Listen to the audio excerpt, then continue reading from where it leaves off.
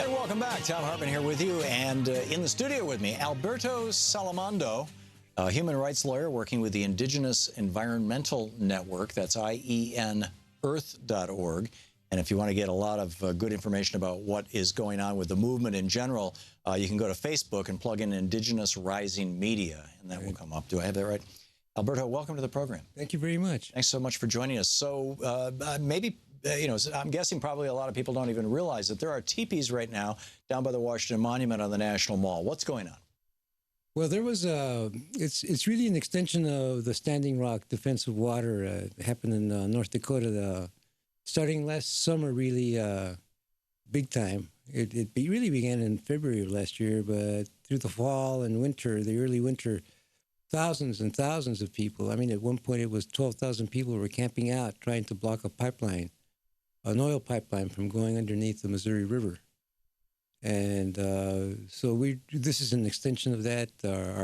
Our actions this week, we're having a march on Friday, gathering at the Army Corps of Engineers and marching to the White House. And then in the afternoon, there'll be another action. But it's all part of that movement. I think the importance of Standing Rock for many of us was that it was not just there. We had solidarity, strong solidarity from really the rest of the world, and particularly from Indians, from Native Americans throughout the United States and Alaska, Native Hawaiians, in addition to the Maori, and there was some Sarayaku from Ecuador. I mean, it was really an international. It was international. It's really tied into Berta Cáceres and her defense of her people. I mean, she was not an environmentalist, even though she got the Goldman Award. She was more defending the waters. She was defending the water against a hydroelectric dam in Honduras. She was murdered 2 years ago, wasn't it? Murdered. In fact, her anniversary was, I think, this week. And it was last year. Oh, last year. Yeah. I went on a delegation to visit her family and delegation of solidarity. They're still being assassinated down there. But it is, there's in fact, I think it was Noam Chomsky last year said that the indigenous peoples were the only people who were really defending the environment. And I think to a certain degree that's true. I think there are certainly a lot of environmentalists, non-indigenous environmentalists. They greatly outnumber Indians, really. But I think indigenous peoples all over the world are laying their lives on the line for it. And I think that's the big difference. And so that's what we tried. You know, we tried to defend the water, and we're really getting close to success when the administration changed. And well, and that you never know. I mean, sometimes the bad wakes people up, and you know, I think for a lot of us, it's this whole Trump and Republican control of the government is just a splash of cold water in the face. And, I think that's true. That's true. I personally believe he's reorganizing us. I think the difference is too now in terms of other resistance in the past is that it's coalescing a lot of different groups into a more solid block, and we have great affinity and great solidarity with Black Lives Matter, the Black movements, Black environmental justice movements as well, in addition to white groups, 360.org. So there is a coalition building. I think women also understand indigenous issues, and we certainly support the rights of women. Much of our leadership really is women. So there are these connections that we're trying to make too, not just in Standing Rock, but here in Washington and hopefully beyond, is to try and become a part of a larger movement, a larger liberation movement, if you want to call it that, or a larger civil rights movement. And an environmental rights movement. Back 20, 30 years ago, I read Peter Farb's books, Man's Rise to Civilization. It was a collection of, as I recall, it was 34 different tribes, and it was about first contact. He went back and found the very first contact, and what did these societies look like, and how did they operate? That's interesting. And there's incredible diversity across North America.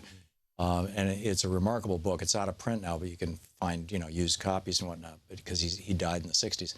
But one of the things that I got out of reading that book, and I don't, let me reality check this with you, was that many of these communities, many of these Native American communities around North America, had engaged essentially when literally 10 or 20,000 years ago, when they were first occupying the territories, engaged in environmental destruction that bit them in the butt.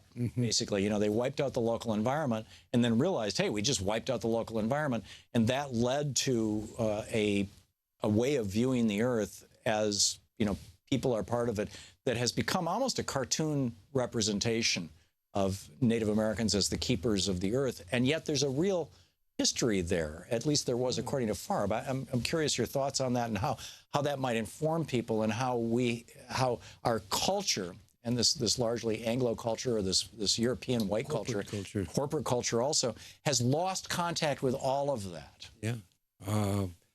I think that's true. I think one of the again, going back to Standing Rock, it was a watershed in the sense, too, that traditional people got involved, as well as tribal governments. And normally those two different forms of leadership are at odds. But in Standing Rock, they somehow came together. And I think that there are some indigenous peoples, I think more and more, really, are discovering that the older cultures contained an ancient wisdom that is more valid today than it's ever been. There is that the wisdom, the spiritual practices, that all beings, all life is related. I think, from a scientific perspective, you can describe it in terms of biological diversity and loss, but it's true. We are all related, and if one species becomes extinct, it puts other species in danger of extinction themselves. And the interrelatedness of all the web of life. I think that a lot of non-indigenous peoples are understanding, though, that ancient wisdom. We practice it. It's practiced in ceremony. The Lakota call it the Buffalo Nation, and the Buffalo Man and the Buffalo Woman, and the Buffalo white calf child or whatever is part of perhaps a sense of existence. That you're right. There was it hopefully is coming back. I think a lot of non-indigenous peoples are beginning to recognize that web of life. They're beginning to recognize the defense of water. That water is living, water is life, and that we can't go about just putting it in such dire jeopardy for oil spills. The oceans are another example of that connectedness with people. I mean, we came from the oceans in certain respects. A lot of Native American peoples believe, or a lot of indigenous peoples. I do a lot of international work, and I've gotten to know some creation stories from other cultures, and we came from the earth, and the earth is our mother. I mean, that's the truth. Yeah, it is. I mean, that's the biological truth, and and on Earth we came out of the seas. That's right. So what can people who are people of goodwill, people who want to be allies to Native peoples here in the United States?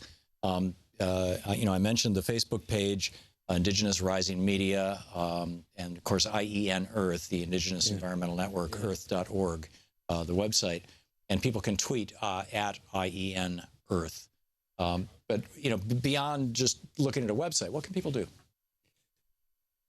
Well, I mean, from an individual's perspective, I think things like climate change are very individualistic kinds of things in certain respects. I think that really, although I do a lot of international work, I do it in support of frontline communities. And the truth is that politics is local. And I think that if they get involved, they may want to get involved in allies that we have, or like Friends of the Earth, or maybe Sierra Club even at this point, which is really an interesting phenomenon in the last several years. Such a main alliances. Yeah. Well, it's always been, they take our agenda and then do, we got Indians give us money, but now we're really participating in with many of these people. So becoming parts of those, there's all kinds of support. But I think it's really there's a lot of opportunity locally. I mean, find out about the Indian tribes in your area. People don't know that there's Indians 40 miles away from here. The Piscatamis and the Delawares, and they're very traditional people. The Mohawks in New York, or even in New Jersey, they're having environmental problems. I think that they want to dam up their rivers. They want to develop, put up housing. And they are trying to resist those kinds of development, really, that does not enhance in any way, is a deterioration of their way of life. And so there are issues that they can get involved with. It's not something that, obviously, you can donate money. I mean, that's always good. We've done very well, really, in supporting Standing Rock and the encampment by those fundraising websites. We still need money for legal support for a lot of our people that were arrested and charged with ridiculous felonies. But, you're dealing with a court in North Dakota. You're not dealing with, a jury of your peers in any respect. But there are a great many things that people can do. It's living and really start looking at life not as a matter of diversions on television, but perhaps, and I'm not talking about some really deep analysis, but really just considering what the world is about, what life is about, what they value most. Right. And I think they would find that family and life and health and those things are pretty the most valuable, and perhaps they could stop. Well said. Alberto Salamando, human rights lawyer working with the Indigenous Environmental Network. Hang on just a second. This is the Thom Hartmann Program. Over on Facebook, Indigenous Rising Media, and on the internet, ienearth.org. Alberto, thank you so much. Oh, you're welcome. Great having you with us. Fun. Thank you.